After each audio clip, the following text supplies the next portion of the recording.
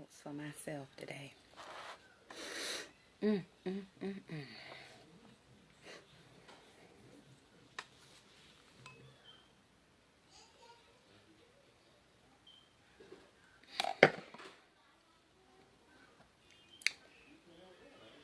Well, topic is consistent with what we've been talking about, loving yourself, when we're talking about being in a relationship. So, what we're talking about right now, though, is the way that you are handling yourself during certain times, how that changes the love you get back. Okay? This gonna be deep. This gonna be deep. Last time I was on here, I ended telling you all that I wanted to express the difference in my relationship when I had Dior, right after I had Dior, versus right after I had baby Derek, which was 4 years later. I'm just gonna put this on. Put it And this topic is very heated, so I had to choose the right time and place. Excuse Daddy Shark and Baby Shark. Close the door, Dior. Close the door, Dior. Close the door. Okay, let me just put this inside here. All right.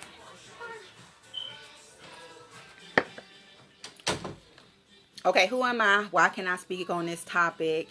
And exactly what am I going to be focusing on real quick? I am a married woman who's been married almost 15 years. Very rocky relationship at first, but turned out to be better and getting better and better. And it was all a result of me changing the way I was putting myself out there. So I'm going to tell you how big it is with the response you get, how important it is how you act. And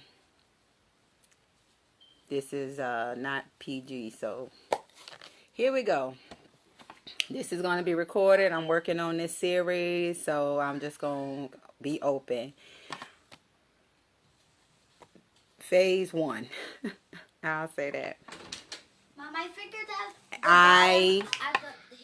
Phase. Okay, so scenario number 1.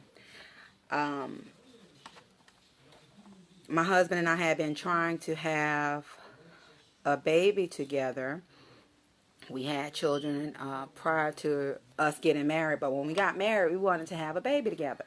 But it was just issues with me getting pregnant. So anyway, that's life. It happens. It happens, okay? But nobody talks about, really nobody don't talk about that. That's a whole nother subject. But nobody talks about all the other mess that be going on as you're going through that mess. Man, come on with it. All right, so here we go. This is a very stressful time for me as I'm trying to get pregnant and have a baby with my husband. And we're both emotionally drained and trying to create a new life in the world. Anyway, after years and years, and I'm going to break that down, like I said in another video. After trying and trying, we finally get pregnant with Dior.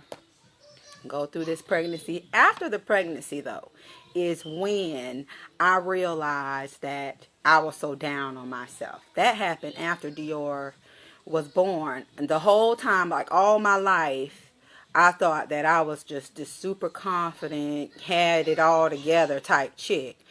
But when I had Dior, that changed something for me. First of all, okay, I went in with the wrong expectation. So when I came home, when I had Dior, I'm assuming in my head, this is what I'm saying. I've gone through all of this to have this baby. This dude better treat me right, like a queen, da da da da. And that's fine. For the most part, he did.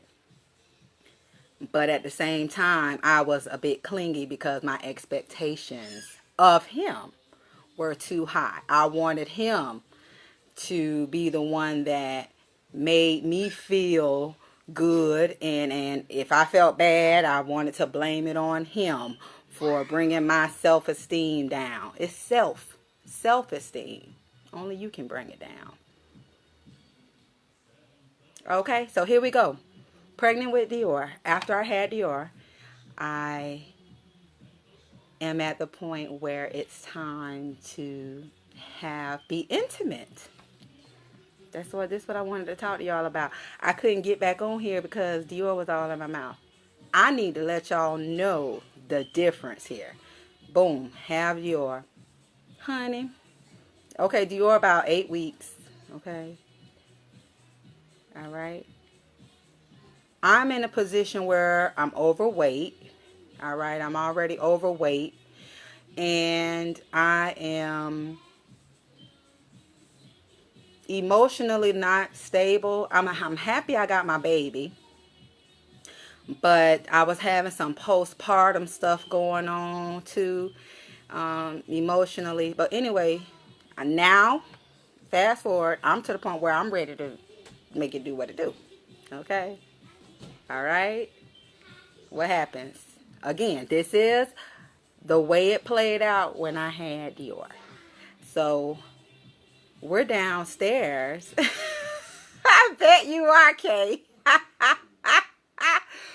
Honey, we downstairs, and I'm like, okay, I'm going to put this baby to bed. This is all, I'm sneaking and doing all of this. You know, we hadn't had any relations like that since I had Dior. All right, so again, 8 weeks out. I put Dior to bed, and I had this plan in my head where I'm going to put on the lingerie, honey, and all of this. And, honey, when I tell you, I'm going to just keep it real. I sat on the ground. Okay, let me back up. Because okay. First, he had done fell asleep. Okay, he fell asleep, and he was on the couch. Okay, downstairs. And so what I did was I went up to him. He's asleep now, you know. So I basically got on my knees in front of him. And I was about to, do whatever I was going to do. But when I put my hands on like his legs, so I'm on the ground and I put my hands on his legs, then he woke up and he was like, hey, it's dark. And he's like, hey, I'm like, what? Just relax. No, the doctor ain't give us the, I'm like, just relax. Everything is fine. The doctor said it's fine. Everything is fine. No, we got to be upset. It was a little battle.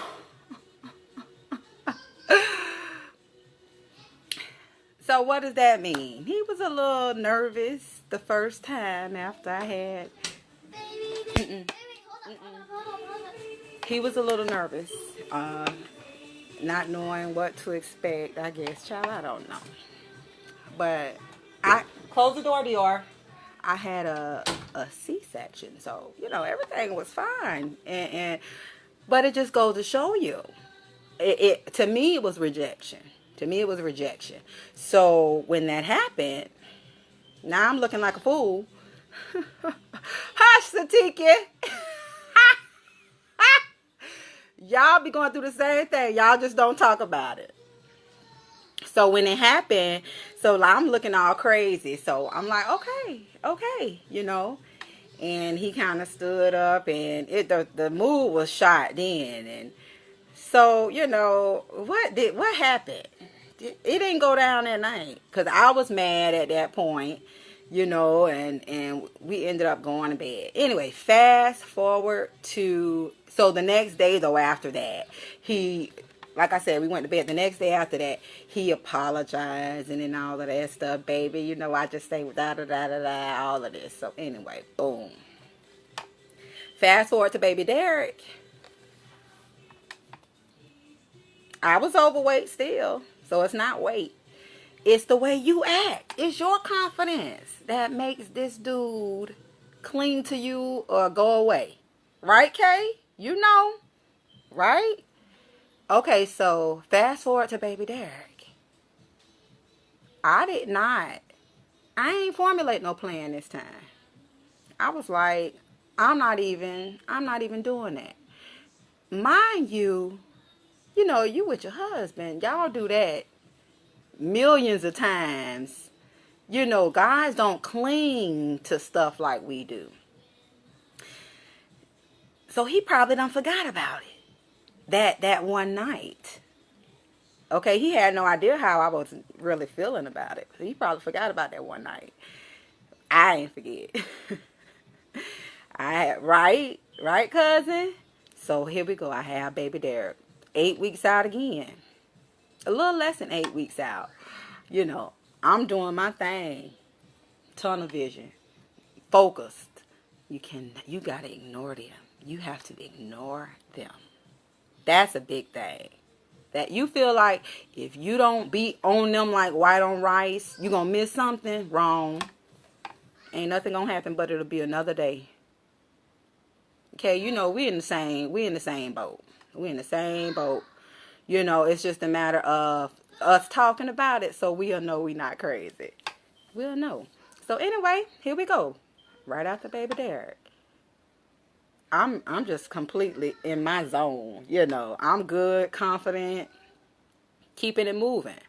Not in my head. I'm not like, right, Kay, we never forget. I'ma forgive you. I'm a big forgiver, but I ain't forgetting it.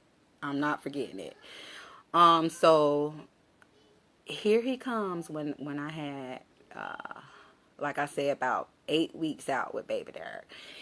And, I push it up over or whatever. And I'm like, what's up? I mean, when I tell you about 3 times, it was a couple in that one day, but it took me about 3 times. Like, no, curbing them. Not, I don't want to have to do that with you because how you did me with none of that. None of that. That's not effective. Don't do none of that. Just do you. So anyway, every time I'm like, no, the baby won't. No, da-da-da-da. No, she right there. And he's like, man, everything fine. Okay, keep rejecting me. That's what he said. And guess what? I'm like, what? Not bringing up what happened in the past. I don't need to bring it up. Because right now, we're at a point. Now I'm in the position where I can be in control. And it's such a good feeling.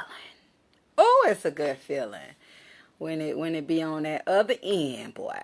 So yeah, no, I'm not no mean chick, and I'm a loving wife, and I give it up, but no, you gonna feel this, Ralph. So anyway, after going back and forth,